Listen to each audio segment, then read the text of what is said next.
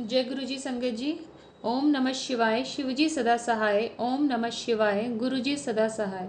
संगत जी, ये सत्संग उस टाइम का है जब गुरु जी अपनी फिजिकल फॉर्म में थे, सन 2004 का। और उन्होंने कैसे एक संगत आंटी को अपनी दुनिया का भ्रमण कराया, वो दुनिया जहाँ सब कुछ सफ़ेद था। चलिए सत्संग शुरू करते हैं। यह 2004 में गुरुजी के जन्मोत्सव की बात है।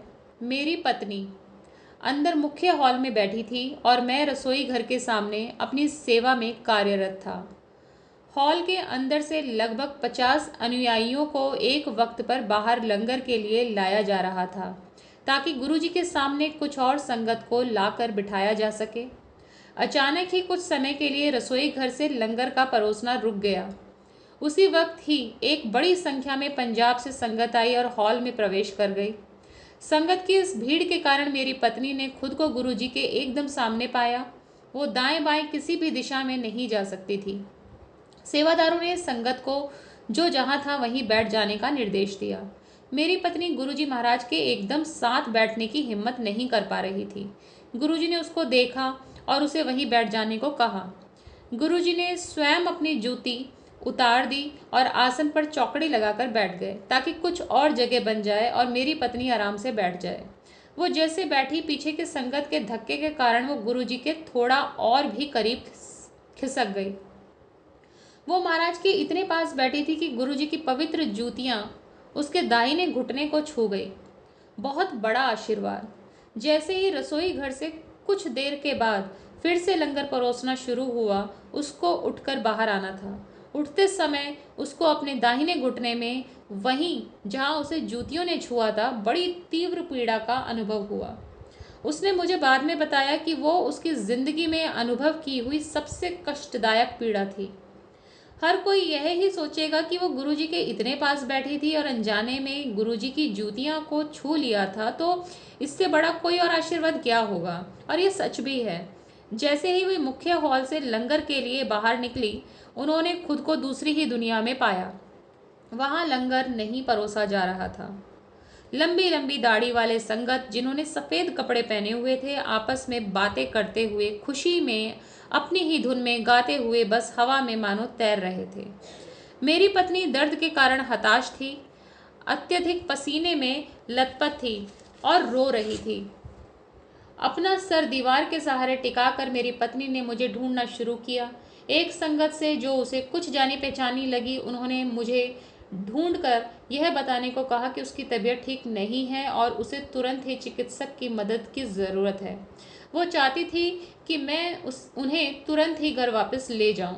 इस संगत ने उनकी बात पर ध्यान नहीं दिया और उसे नज़रअंदाज कर दिया। मेरी पत्नी ने फिर एक अन्य संगत को संपर्क किया, पर उस संगत ने भी उसे नज़रअंदाज कर दिया। मेरी पत्नी ने हाथ पकड़कर उन्हें रोकने की कोशिश की, पर उसका हाथ उस संगत के आर पार हो गया, मानो जैसे वो संगत धुएं से बनी हो। वो उनको छू या पकड़ नहीं सकी। पूरी तरह से निराश होकर मेरी पत्नी ने खुद को रसोई घर के साथ वाली दीवार तक घसीटा और वहां खड़ी होकर रोने लगी। उसने सोचा कि उसकी मृत्यु हो गई है, क्योंकि जो लोग उसे दिखे वो काल्पनिक से लगे। अब वो फिर से रोने लगी, क्योंकि उसे एहसास हुआ कि उसने अपने बच्चों से विदा भी नहीं ली और अब वो वापस नहीं जा सकती। वो मुझसे बहुत गुस्सा थी, क्योंकि जिस वक्त उसे मेरी सबसे ज़्यादा ज़रूरत थी, मैं उसकी मदद के लिए उसके आसपास भी नहीं था। मैं जब भी सेवा में रहता हूँ तो बीच बीच में जाकर देखता रहता हूँ कि वो ठीक है।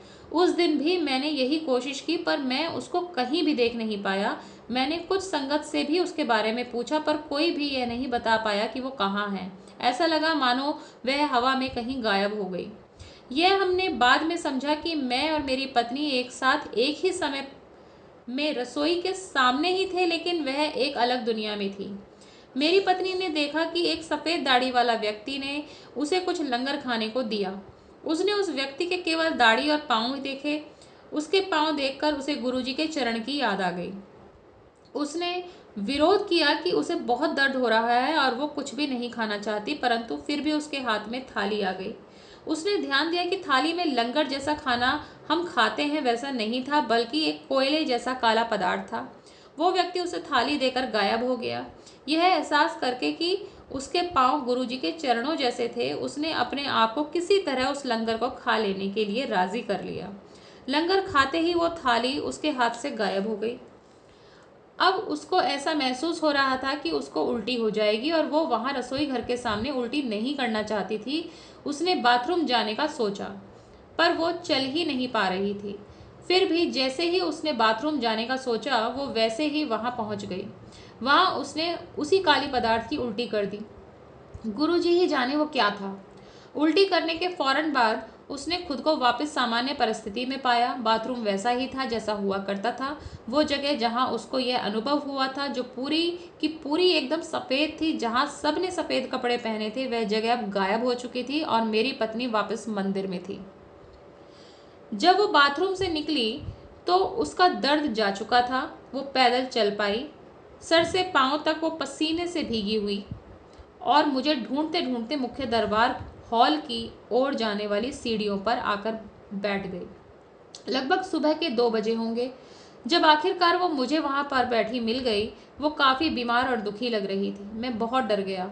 उस वक्त को केवल घर लौटना चाहती थी। मैंने उसे समझाया कि मैं बिना गुरुजी की आज्ञा लिए उसे घर नहीं ले जा सकता। बाकी संगत की तरह मुझे भी पूरी आस्था थी कि हम मंदिर के अंदर हमेशा सुरक्षित हैं। उसने विरोध किया, पर मैंने अपनी बात दोहराई कि हम गुरुजी की आज्ञा मिलने पर ही घर जाएंगे। मैं नहीं जानता था कि उस पर क्या गुजरी है, पर मैं यह यकीनन जानता था कि मंदिर के अंदर गुरुजी के साथ वो सुरक्षित है। उसने फिर विरोध किया और कहा कि गुरुजी मुझे फिर 1 से 1 घंटे के लिए रोक लेंगे और उसे वहाँ वहाँ कष्ट ही रहेगा। पर मैं अंदर गया और गुरुजी से आज्ञा भी तुरंत मिल गई। यह स्पष्ट था कि महाराज जानते थे। हम गाड़ी चलाकर घर लौट आए। अगली सुबह मेरी पत्नी ने मुझे चाय का प्याला देते हुए जगाया और मैंने प्रतिक्रिया में उसको आराम करने को कहा। उसने कहा उसे कुछ भी नहीं हुआ है, वो ठीक थी और अब कोई दर्द भी नहीं था। उसने मुझे पूरी बात बताई कि उसके साथ क्या हुआ था, लेकिन मुझे कुछ ज़्यादा समझ आया नहीं। हम अक्सर हैरानी से सोचते थे कि इस अनुभव का क्या मतलब था। यह तो हमें पता था कि गुरुजी ने कहा कि उनकी दूसरी दुनिया सफ़ेद है। इसलिए मेरा मानना है कि मेरी पत्नी गुरुजी के की मृत्युपरांत वाली दुनिया में गई थी और वहाँ से लौट आई। तो ये है गुरुजी की दुनिया जो उन्होंने कमांडर आंटी को दिखाई, जो कि मृत्युपरांत के बाद होती है एक सफ़ेद दुनिया, और वहाँ से वो लौट कर आई। तो ये सत्संग लिया गया है दिव्य आशीर्वाद के लिए तैयार कमांडर अंकल की जर्नी से। तो जय गुरुजी, शुक्राना गुरुजी, अपनी मेहर सभी संगत पर बनाए रखें। जय गुरुजी।